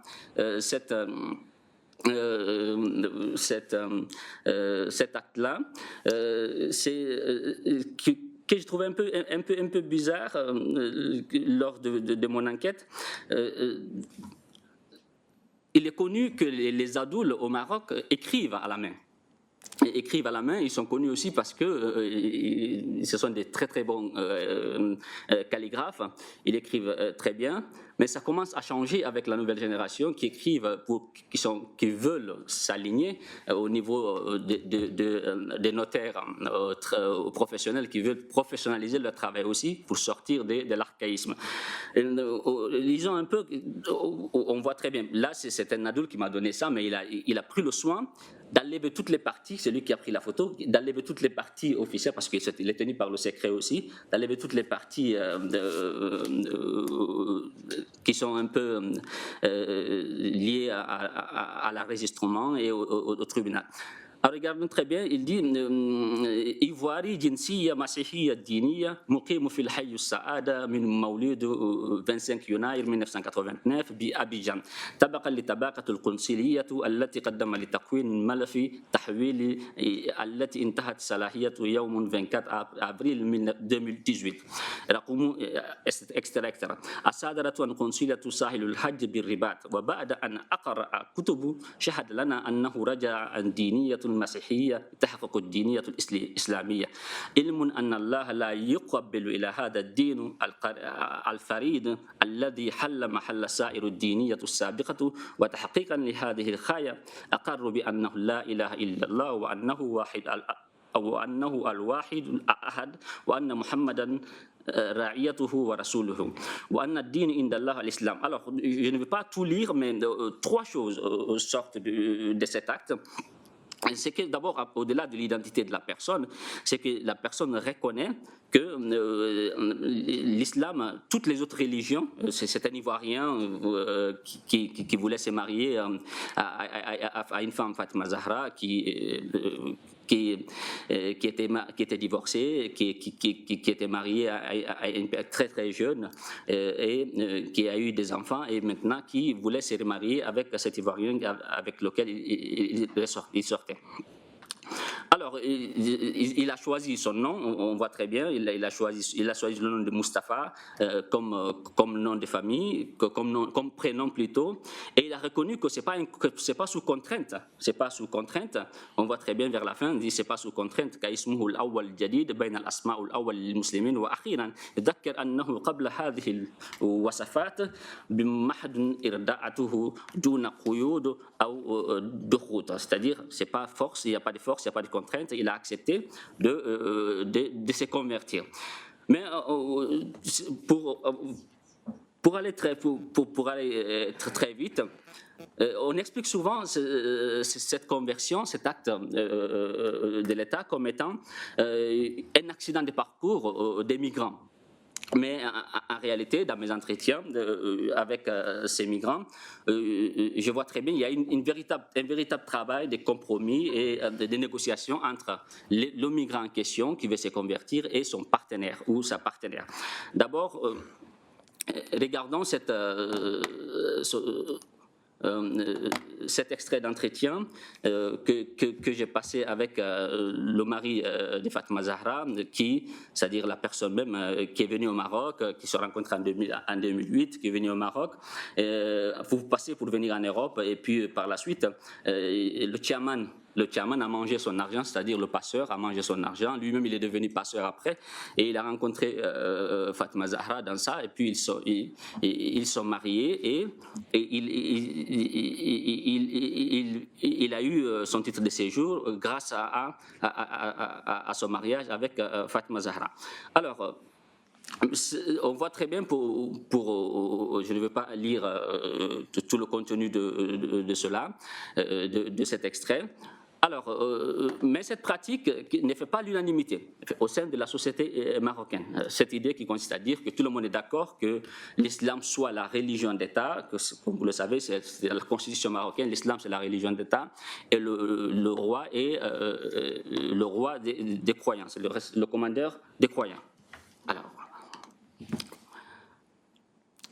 Alors, au cœur de ce dispositif, il y a une figure qui joue un rôle fondamental, c'est l'adoul. L'adoul, qui joue le rôle de la police administrative de la communauté des fidèles. C'est lui qui sélectionne qui doit rentrer et qui doit sortir aussi.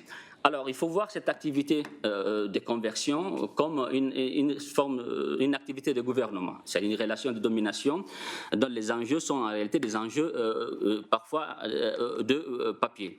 Alors, je vais maintenant m'intéresser à cette seconde configuration où les usages administratifs de la religion sont très très présents. C'est la question de la nationalité. Alors là, je vais étudier la question entre la spiritualité et la nationalité. La question du genre va jouer un rôle important parce que le genre va être pris en compte, va être pris en étau entre ces deux, la spiritualité et la nationalité. Alors, tout l'enjeu de cette, en réalité, pour résumer, de cette conversion, c'est déterminer l'avenir des enfants de la nation, c'est-à-dire les enfants du royaume. Il ne faut pas qu'ils soient d'une autre religion, il faut qu'ils soient de la religion musulmane. Mais pour cela, il faut agir en amont, c'est-à-dire il faut que ça, c'est la tradition musulmane. Alors là, je vais conclure, on me signale que c'est fini. Alors, j'aurais aimé vraiment discuter de cette question, la civilité religieuse qui était à l'œuvre dans le cadre des Juifs au Maroc, comment on a fait la distinction entre civilité religieuse, citoyenneté et nationalité pour créer des catégories de citoyens, et cela a eu un impact considérable dans la relation que ces nations entretiennent avec les étrangers. Alors, pour conclure, on voit très bien comment un cadre légal qui est censé être fondé sur un principe d'égalité des traitements des citoyens devient un instrument de discrimination au nom de la religion.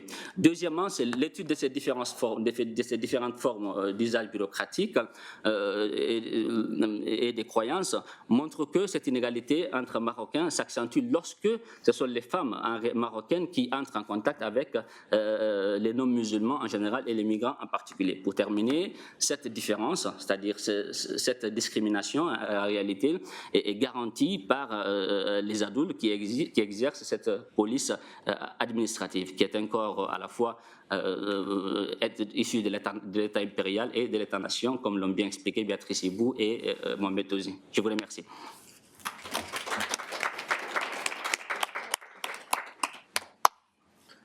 Merci beaucoup à tous les quatre. Alors, la parole est à vous. Questions, remarques. On a 25 minutes encore. On n'est pas obligé d'épuiser ce temps. Ça passe vite, hein? Ok, je commence. J'ai une question par rapport à l'acquisition de la nationalité coréenne et marocaine. Quelle est la relation directe entre religion et acquisition de la nationalité? Est-ce que la personne qui se naturalise en tant que citoyenne marocaine doit avoir une religion, doit être musulman d'une façon ou d'une autre? Et quant au cas des Coréens, la question est, on a le jus sanguinis bien sûr, et j'aimerais savoir s'il y a d'autres modes d'acquisition de nationalité au-delà de jus sanguinis, jus domicilis, la question de la résidence, etc. Merci. Oui, je peux commencer. Ah ok, vas-y. C'est l'ordre, non, vas-y, après toi. Dans le cas de la Corée du Sud, en fait, la religion n'entre pas du tout en jeu en fait, dans l'obtention de la nationalité, ça je l'ai dit. Alors il y a plusieurs façons d'obtenir la nationalité. En tout cas, tous les étrangers, quelle que soit leur nationalité d'origine, peuvent prétendre à une naturalisation au bout de 5 ans de résidence en Corée. Donc c'est pour ça en fait tous les travailleurs temporaires, en fait, disons, tous les travailleurs temporaires en fait peu qualifiés. Peuvent rester en Corée jusqu'à maximum en fait 4 ans et 10 mois. Donc en fait là on peut voir tout de suite quelle est la population que la Corée voudrait intégrer en réalité. C'est les migrantes par le mariage en fait qui peuvent obtenir la nationalité au bout de 2 ans de mariage. Et elles, dans leur cas en fait, elles n'ont même pas à passer l'examen de coréen qui est obligatoire normalement. Et aussi la Corée donne le droit aussi à la naturalisation en fait aux migrants dits de retour, c'est-à-dire la minorité coréenne de la Chine, aussi des pays d'ex-URSS. Qui peuvent d'office en fait résider en Corée plus de 5 ans. Donc au bout de 5 ans, s'ils le souhaitent, ils peuvent justement faire une demande de nationalité. En fait, c'est comme ça en fait la Corée régule déjà à l'entrée, dès l'entrée au territoire, en différenciant les types de visas et aussi surtout en précisant bien la période de séjour entre les migrants qui peuvent justement faire une demande de naturalisation et d'autres qui ne le peuvent pas. Alors, au Maroc, il faut parler de l'arabe. C'est obligatoire. C'est la langue. Le critère d'acquisition de nationalité, c'est la langue. C'est la langue arabe. Mais lorsqu'il s'agit ça, c'est selon les modalités d'acquisition. Si c'est par naturalisation, le critère, c'est la langue. Ça, c'est obligatoire, il faut parler la langue. Mais lorsqu'il s'agit de la transmission, c'est-à-dire par les parents, c'est-à-dire le jus sanguinis, là, il faut que la personne soit musulmane. C'est-à-dire, sauf si la personne est chrétienne, la personne est juive aussi, mais il faut que, là aussi, c'est une autre question, mais il faut que la personne soit musulmane, surtout les enfants. Alors, si j'obtiens la nationalité marocaine après avoir vécu au Maroc pour 15 ans, je ne peux pas transmettre cette nationalité via jus sanguinis à mes enfants parce que je ne suis pas arabe. Parce que je ne suis pas musulman. Si l'enfant est musulman, si vous êtes musulman, Non, si je ne suis pas musulman. Et vous avez acquis la nationalité comment? Parce que j'ai vécu au Maroc pour 20 ans, disons. Je vais pas D'abord, au Maroc, la naturalisation, c'est très compliqué au Maroc. La naturalisation. Ok. Ce qui a été le propos de la communication, c'est distinguer entre le mariage et la nationalité. Alors, le mariage, dans le droit musulman, pas uniquement au Maroc, un musulman de sexe masculin peut se marier à une non-musulmane. Mais une musulmane ne peut pas se marier à un non-musulman. Ça, c'est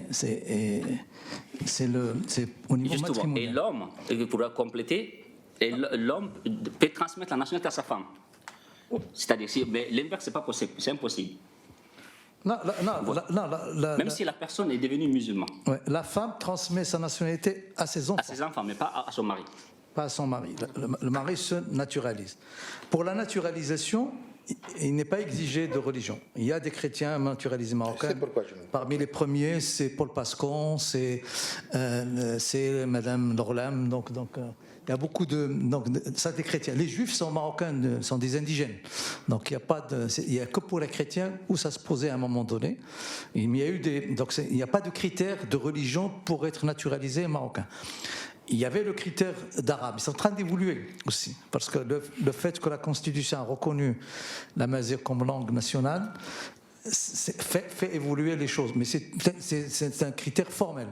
À la limite, on ne fait pas d'examen d'arabe pour être naturalisé. Donc c'est un critère plutôt formel. Donc là, c'est pour le mariage ou c'est maintenant pour les adultes, ils enregistrent l'acte de conversion, mais ils n'en sont pas les dépositaires. Oui, c'est le tribunal, bien sûr. C'est le qadi en fait qui sanctionne l'intégration à la religion musulmane. Mais ça aussi c'est formel. Oui. Mais pour ajouter ce que Mohamed a dit, c'est important. Il faut faire la distinction entre le juridique et l'administratif. Au niveau du code de la nationalité, on n'exige pas la conversion, d'être musulman, lorsque vous demandez la naturalisation, qui est quelqu'un qui est très très rare, sauf par exception, par décret royal.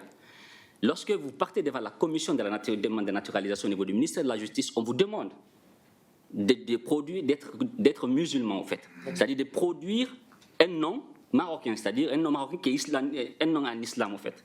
C'est-à-dire qu'il ne faut pas être naturalisé. Mais le roi peut naturaliser récemment, il y a quelques années, 12 personnes, il a naturalisé 12 personnes. Même Hermès, fait partie, c'est-à-dire le fondateur d'Hermès fait partie des naturalisés.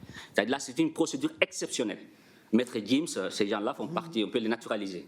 Mais la naturalisation, c'est lorsque vous partez devant la commission, c'est obligatoire, on vous dit, il faut que vous soyez musulman, il faut ramener un nom musulman. Et pour avoir ce nom, il faut que vous soyez converti. Voilà. Merci. Je vais prendre la parole pour vous remercier. Je ne pourrais pas poser des questions à tout le monde, mais alors sur la question de la Corée, le modèle il est assez impressionnant, le modèle que tu décris de cette église évangélique qui fait venir des gens et finalement qui participent à cette industrie migratoire, comme tu dis. Alors l'industrie migratoire, est-ce qu'ils utilisent aussi finalement les accords internationaux ou pas? Parce que dans la définition de l'industrie migratoire, c'est aussi l'utilisation des accords internationaux définis aussi par les Nations Unies, etc. Mais là, j'ai l'impression que ce n'est pas réellement le cas, en fait. C'est une industrie migratoire menée par l'Église elle-même.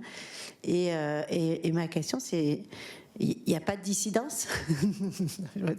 À un moment donné, il n'y a pas de baby church, il n'y a pas des pasteurs qui après fondent leurs propres églises qui ont été convertis évidemment, qui arrivent en Corée, qui après fondent de nouvelles églises, etc. Comment ça se passe pour les convertis? Est-ce qu'ils doivent rester fidèles de cette église ou est-ce qu'ils peuvent s'émanciper vers une autre église aussi? Après, c'était sur le Maroc. Ma question, c'était plus dans ce qu'on appelle la régularisation, alors dans les 2 phases de régularisation des migrants. Donc, il n'y a pas de naturalisation, effectivement. Donc, quel autre document peut permettre de rester sur le sol marocain pour un étranger non musulman? Répète. Ouais. Alors, quand on est régularisé et on a pas forcément la nationalité marocaine, on a des titres de séjour. Est-ce que ces titres de séjour peuvent permettre de rester sur le sol marocain, de se marier, de mettre ses enfants à l'école, etc., etc. Est-ce que c'est des titres de... Parce qu'on sait très bien que tout ce code existe parce qu'il a aussi le loisir d'être détourné. Comment on contourne, en fait, finalement, parce que sur la Moudawana, il y a aussi finalement des moyens de la contourner, en tout cas, les moyens existent. Enfin, ils existent parce que je pense qu'on veut bien qu'ils existent aussi, pour pas remettre en question complètement non plus le code de la famille et le droit musulman. Donc il y a plein de moyens. Est-ce que les titres de séjour, c'est des moyens de contourner cette question-là? Voilà.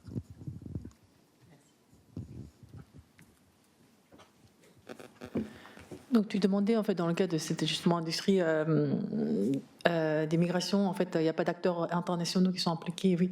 Alors en effet non, en fait moi je dirais que dans la logique de ces églises coréennes, en fait eux ils font à la fois les acteurs nationaux et internationaux. Du coup c'est pour ça en fait ils envoient des missionnaires à l'étranger. D'ailleurs en fait c'est vraiment toute une logique et structure qui est mise en place, parce qu'en fait ces missionnaires finalement ces pasteurs en fait coréens qui sont mutés à l'étranger, parce que c'est vraiment comme dans une entreprise multinationale, internationale. Ils n'arrivent pas comme des missionnaires en fait dans le pays d'arrivée. Ils arrivent d'abord comme responsables d'une ONG, enfin d'un bureau, voilà, d'aide humanitaire, etc. Et ils se familiarisent avec, ils s'approchent de la population locale de cette manière-là. Et après, en fait, ils bâtissent leur église. Je dirais qu'en fait, du coup, c'est eux-mêmes, ils constituent vraiment tout un réseau international, en fait, en envoyant certains, en retenant les autres, voilà. Et du coup, comme je disais, en fait, à mon sens, ces églises protestantes qui sont souvent des méga-églises, parce qu'il faut pouvoir déployer un fonds financier en fait assez important. Et ces églises fonctionnent vraiment comme des églises, comme des entreprises multinationales, dans le sens où les pasteurs qui sont ordonnés en Corée, ils sont un peu mutés à l'étranger. Donc en fait, quand ils travaillent à l'étranger, bien entendu, je ne remets pas en cause le fait que en fait travailler comme pasteur et missionnaire, en fait, c'est un métier à vocation. Donc ils ont évidemment, enfin leur foi, leur vocation de travailler, évangéliser en fait les populations locales. Mais en fait, leur expérience pour le coup migratoire aussi pour eux, ou leur expérience en fait internationale, leur permettent aussi d'occuper une position plus importante quand ils reviennent en Corée. Donc au bout de X temps, en fait, ces missionnaires peuvent rejoindre leur église mère en Corée, à Séoul ou ailleurs. À ce moment-là, en fait, en faisant valoir les années passées en fait à l'étranger, ils peuvent occuper une place plus importante, une sorte de promotion interne. Du coup, bien entendu, il y en a en fait qui font une espèce de dissidence ou qui peuvent créer leur propre église, mais en fait, c'est plus intéressant pour eux de rester dans cette grande maison et aussi occuper un poste plus important. Oui, la loi de 2003 donne droit à toute personne qui a la nationalité, excusez-moi, le titre de séjour, de séjourner régulièrement au Maroc. Mais à partir de 2014, on a créé deux titres de séjour, deux catégories de titres de séjour. Ça, c'est pas la loi, mais c'est vraiment du point de vue de l'administration. Ceux qui sont régularisés, c'est-à-dire les deux processus d'opération de régularisation, 2014 et 2016, ont certains droits que ceux qui passent par la loi de 2003. C'est pour cela les opérations exceptionnelles, on parle de des opérations exceptionnelles et les opérations ordinaires. Ceux qui sont encartés, c'est-à-dire ceux qui arrivent à décrocher des titres de séjour selon la loi de 2003, n'ont pas certains droits. Par exemple, tu ne peux pas avoir accès à l'école publique. Tu ne peux pas scolariser tes enfants à l'école publique. À partir de ça, tu as le droit de séjour. Tu peux, sauf si tu as un titre de séjour qu'on appelle conjoint marocain. Là, les rédacteurs de la loi de 2003 ont été très très malins. Pourquoi? C'est pour combler à cette question de la nationalité. Pour la femme, c'est interdit à la femme de transmettre la nationalité à son mari. Mais lorsque une femme marocaine se marie à un étranger, l'étranger, on lui donne un titre de séjour de 10 ans. À travers cette carte-là, oui, il peut scolariser son enfant. Mais ceux qui sont régularisés, oui, maintenant, ils ont le droit, dans cette politique humanitaire, ils ont le droit de scolariser. Donc c'est très très complexe. Le droit de séjour au Maroc et le droit de nationalité au Maroc est très très complexe. C'est différent que ceux de la France ou de certains pays. Je peux vous dire qu'en général, le droit de la nationalité est très complexe, très lié à l'histoire et la tradition de chaque pays. Ce n'est pas uniquement le cas marocain, mais ça c'est le cas partout. De toute façon, s'il n'y a pas d'autres questions... Pardon, il y a 2-3 personnes. OK. Avec 3 questions, on a terminé. Oui, c'était une question pour Alexandre Efroussi, et merci beaucoup. J'ai particulièrement été intéressée, je travaille aussi en ce moment sur les collectes dans les milieux diasporiques au XVIIe siècle. Et j'ai vraiment l'idée de se rendre visible, et m'a paru vraiment très frappante. Mais je me suis demandé aussi, est-ce que c'était une manière de créer des liens d'appartenance, c'est-à-dire de créer des formes de citoyenneté qui ne passent pas par une citoyenneté verticale comme on vient d'en parler, mais qui est centrée sur l'agentivité des acteurs. Parce que ça, ce sont des pratiques qu'on retrouve beaucoup à l'époque moderne, dans les groupes diasporiques, où des grandes collectes sont organisées pour telle ou telle cause, et pas forcément pour sa propre communauté, justement. Et voilà, je voulais savoir si cette forme de visibilité rentrait pas dans ces pratiques de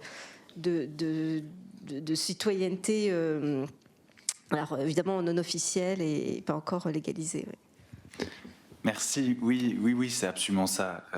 C'est absolument ça. Et j'essaie un peu d'en venir dans ma conclusion, mais pas aussi clairement que ce que vous avez formulé juste maintenant.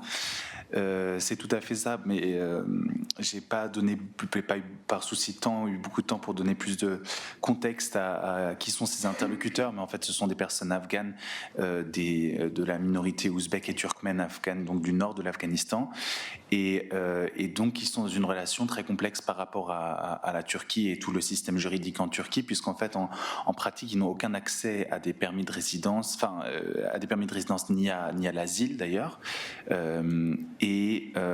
Mais qui, de par la langue maternelle qu'ils parlent, l'ouzbek afghan et le turkmène afghan, ont quelque part un rapport privilégié à des lois qui sont un peu en état dormant en Turquie, mais qui sont des lois ethno-nationalistes des années du début de la République, de 1923 jusqu'à 1934 à peu près, et puis ensuite qui sont changées année après année, mais qui restent en place, qui privilégient les personnes, qui donnent un accès privilégié au permis de résidence et à la citoyenneté à toute personne turque d'origine et de culture. Mais qui décide qui est turc d'origine et de culture? C'était le Conseil des ministres au départ, c'est le ministre de l'Intérieur maintenant, et en fait c'est les Afghans et d'ailleurs beaucoup de personnes de pays centra-asiatiques n'ont jamais eu accès à ça. Mais quelque part, de par l'existence de ces lois et du fait que leur langue natale est une langue turcique, ont quelque part dans leurs interactions quotidiennes de toute manière un moyen de manière performative de parler de cette turcité, de remplacer par exemple le terme Afghanistan quand on leur demande d'où vous venez avec des termes par exemple Güney Turkistan, le Turkistan du Sud. Très souvent j'assistais à ça. Donc toutes ces différentes manières au quotidien de quelque part se démigrantiser, pour reprendre le terme, enfin traduire de manière très maladroite un terme utilisé en anglais, de se rendre moins migrants de manière apparente, ce sont les seules ressources que ces personnes ont pour quelque part performer une légitimité de continuer à exister, et qui dans certains moments sont complètement cruciaux, par exemple quand ils font face à la police. Et donc c'est par ce prisme-là aussi que je comprends cette action, comme vous le disiez, de par ces personnes migrantes, de participer à une action ou de suivre l'appel, un appel qui a été, comme je le décrivais, formulé de manière extrêmement nationale, d'appel à l'aide que tout citoyen devrait suivre. Et je pense tout à fait que cette action a à faire avec quelque part questionner les limites entre le citoyen et le non-citoyen, mais surtout la présence légitime et la présence non légitime, surtout en vue du fait que la personne migrante est mise sous une lumière du pilleur dans le cadre de ce tremblement de terre. Donc oui, tout à fait. Bon. c'est toujours pour Sacha. Et ça m'intéresse beaucoup ce que tu viens de dire parce qu'il semble qu'ils cherchent aussi de resignifier la migration, c'est-à-dire cherchent d'inscrire leur présence dans un autre type de voyage et des mouvements hors du langage de la migration internationale et du droit qui la règle, cherchent de trouver une parenté et quelque chose sur les semblables, c'est-à-dire d'un lien pseudo-parental ou du semblable. Mais c'est juste une curiosité. Est-ce qu'ils sont aussi prêts à faire des collectes pour autres types d'accidents en Turquie, parce que notamment il y a eu des morts dans les minières, il y a eu des accidents qui ont vu, mais je suis ignorant, je ne connais pas la géographie de la Turquie, donc je ne sais pas s'ils sont dans la même région, mais je me demande s'ils sont actifs aussi par rapport à des catastrophes qui sont vues plutôt comme catastrophes politiques où le rôle d'Erdogan et du gouvernement est plus impliqué, c'est-à-dire le néolibéralisme de la production des minières, donc les accidents dans les minières ont un côté politique peut-être plus fort que non par rapport à la catastrophe naturelle. Donc je me demande s'il y a aussi un rôle par rapport à ces types de catastrophes qui ont un enjeu politique majeur. C'est une question très complexe et je pense que de toute manière le rapport de ces personnes au gouvernement, mais en particulier à l'AKP, est une relation très très complexe et qui n'est pas uniformément partagée malgré ce qu'on peut souvent dire. Dans le temps juste avant les élections, ce qui était souvent dit, c'était que les personnes migrantes afghanes sont très pro-Erdogan parce que Erdogan refusait vraiment de parler de la migration, mais était constamment accusé d'avoir invité toutes ces personnes. Donc voilà, tu as le choix entre, c'était un choix binaire, hein, le choix entre le CHP dont le slogan principal c'était on va tous vous déporter, ou alors un parti qui parle pas trop de ça. Et en fait c'était beaucoup plus compliqué que ça, surtout en reparlant ensuite à ce Moula Yarkoub qui à la fin m'a dit, après les élections, m'a dit mais de toute façon regardez, il y a ceux qui parlent de nous déporter mais ne le font pas parce qu'ils sont pas au pouvoir, c'est l'opposition, et il y a ceux qui parlent ne parlent pas de nous déporter mais qui le font en pratique avec des rafles terribles juste après, voilà. Donc de toute façon le rapport à ces partis politiques est très complexe.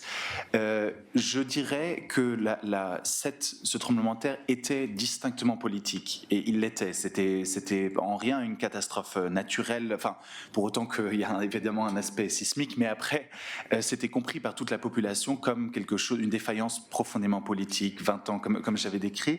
Donc là, ils ont agi aussi dans le cadre d'une catastrophe politique, disons. J'ai jamais entendu parler de collecte de fonds similaires du tout. Par rapport à n'importe quelle autre catastrophe, j'en avais jamais entendu parler. C'est pour ça que j'étais très étonné quand j'ai rencontré ça un peu par hasard. Mais la seule autre collecte mais peut-être que Théo en connaît plus, mais la seule autre collecte que je connais, c'est une forme de bourse. D'ailleurs, je l'ai pas dit, mais en fait, ce Moula Yarkoub et cette Esmatullah et ces quelques autres personnes qui organisaient ça sont sous une espèce d'organisation. Ça s'appelle un dernek en turc. C'est une organisation qui depuis 2009, depuis 2009 sont obligés d'être enregistrés auprès du gouvernement, mais ne l'étaient pas avant. Maintenant, c'est des organisations officiellement enregistrées qui sont créées par des personnes migrantes, un peu une espèce d'organisation de société civile, si on veut prendre ces termes-là, mais bon, c'est un terme compliqué. Et un des buts principaux de cette organisation-là, celle qui a collecté cet argent, c'est d'avoir une espèce de bourse commune pour les corps qui sont trouvés dans les montagnes quand les personnes essayent de passer. Donc Théo nous a montré une photo tout à l'heure à Van dans sa présentation. On voyait des pierres avec juste des chiffres. C'est le Kimsesizler Mezarlik à Van, le cimetière de ceux sans nom. Et c'est justement pour payer ça, pour payer ce genre d'action, pour payer le fait de ramener un corps et pas qu'il termine dans une... Ce genre de catastrophe, je dirais aussi, mais c'est pas. J'ai jamais entendu parler d'une autre action dans un contexte d'un événement vraiment qui frappe le pays. Non. Merci, Alexandre. Oui, j'aurais une question pour Sacha, si j'ose, et une question pour Michał. Peut-être en commençant par Michał. Moi je me pose toujours cette question, comme je pense tous les scientifiques sociaux, les social scientists, qui sont anthropologues, politistes ou sociologues, comment penser au-delà de l'identité ? Parce qu'au fond, et aussi par rapport à ce qui a été dit, les échanges de population entre Grecs et Turcs, au fond, c'est par l'échange de population que ces gens sont devenus Grecs ou Turcs. Souvent, ils ne parlaient pas la langue, c'était la religion qui les définissait. Et tu as dit, je trouve avec beaucoup de sagacité, les nettoyeurs sont souvent aussi les nettoyés, hein, les deux catégories s'interpénètrent, mais en même temps, on parle toujours d'une identité qui, malgré tout, on a de la peine à ne pas penser comme première. Puisque l'État, par ses nettoyages ethniques, sa création, en se créant, va homogénéiser des situations qui étaient, disons, hétérogènes. Mais comment penser l'hétérogénéité au-delà de l'identité, disons ? C'est une question très difficile et j'ai aucune réponse. Hein, mais je trouve qu'on est constamment confronté à ce mur, au fond. Hein. Je ne sais pas, je pose la question aussi à Sacha, ou bien... Mais peut-être je vais répondre, parce que bien sûr, la question est tellement difficile que la réponse n'est pas longue. C'est-à-dire, bien sûr, on ne peut pas parler des identités préalables qui précèdent toute fête.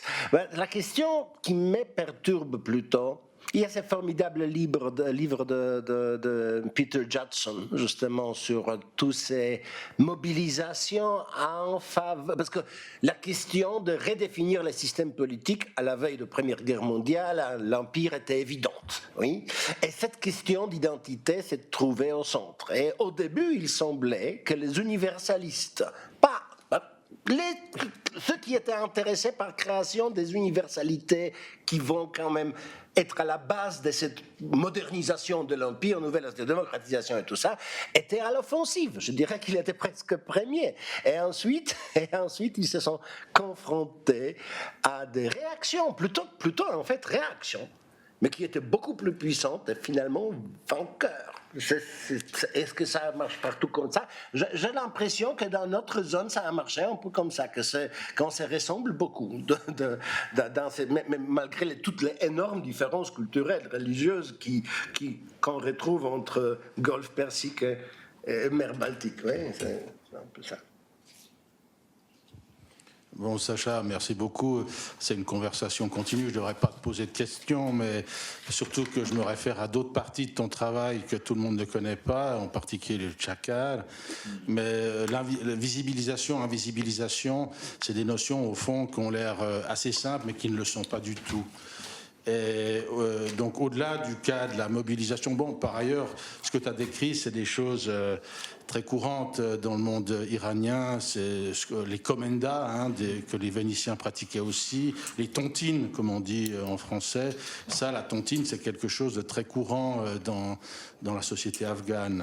Il y a des systèmes de tontines où on met de l'argent en commun pour avoir tout d'un coup un capital plus important que simplement si on était resté chacun dans son coin. Et ça, c'est quelque chose qui est d'ailleurs totalement licite en islam, puisque c'est une manière aussi d'obtenir un capital sans prêt à intérêt. Je me souviens plus du terme en persan, je suis sûr que Fariba le sait, c'est un terme arabe, mais j'ai un peu travaillé là-dessus à l'époque. Mais ma question, c'est vraiment sur cette invisibilisation, parce que pour le migrant, d'être invisibilisé, c'est à la fois un acte qui, dans certains contextes, est déshumanisant, mais dans certains contextes, c'est un acte un processus qui est recherché par le migrant, non, pour passer discrètement entre donc c'est quelque chose de très complexe. Et je t'en ai déjà parlé. Je me souviens d'avoir lu il y a fort longtemps Roger Caillois, quand je lisais un peu tout azimut. Et tout d'abord, Roger Caillois s'est à la fois intéressé au jeu et au mimétisme. Le mimétisme étant une des formes qu'il décrit du jeu. Hein. Mais il s'intéresse aussi au mimétisme animal. Et ce qu'il cherche, c'est à complètement éloigner le mimétisme d'une interprétation utilitaire. Ce n'est pas simplement quelque chose qui est utile à l'animal ou à l'homme. Il y a un peu plus que ça. Il y a la dimension du jeu, la dimension ludique de faire semblant d'être quelqu'un d'autre que soi-même.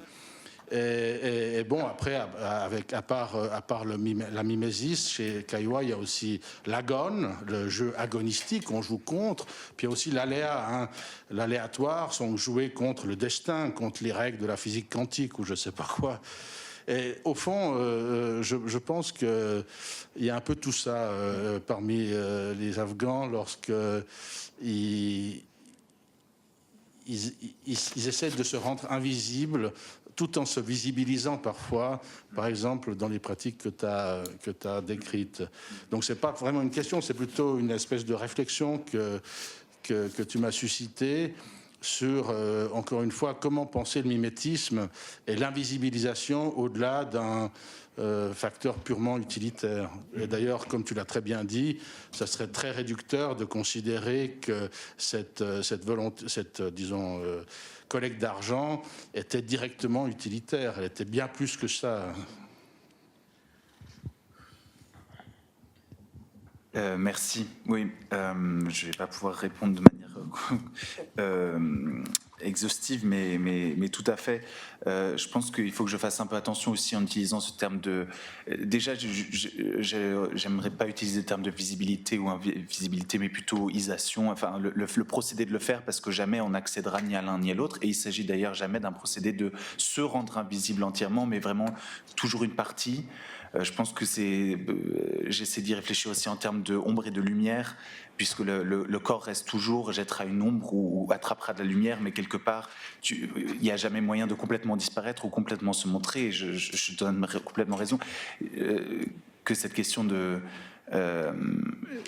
je n'ai jamais assisté, sauf dans les moments les plus extrêmes, à des instances où mes interlocuteurs voulaient disparaître. Au contraire, souvent, c'était parler plus de comment se montrer, comment marcher, comment se tenir, de manière à peut-être attraper l'œil encore plus, mais d'une manière qui ne... Donc, oui, je te donne complètement raison. Il faut faire attention avec ces binaires. Ça, à mon avis, il y a les trois dimensions du jeu. Oui. Il y a l'agone, le défi.